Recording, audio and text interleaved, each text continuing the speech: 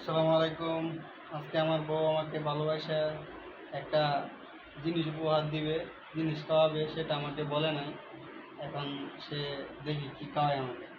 কি কি আমার জন্য কি রাখছো? একটা সারপ্রাইজ।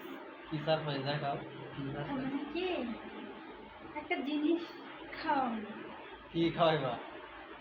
চোখ বন্ধ করতে হইবে। আচ্ছা, চোখ বন্ধ করলাম। না আগে শুনি কি খাওয়াইবা। না বলা যাবে না, কি কি এমন জিনিস খাওয়াইবা?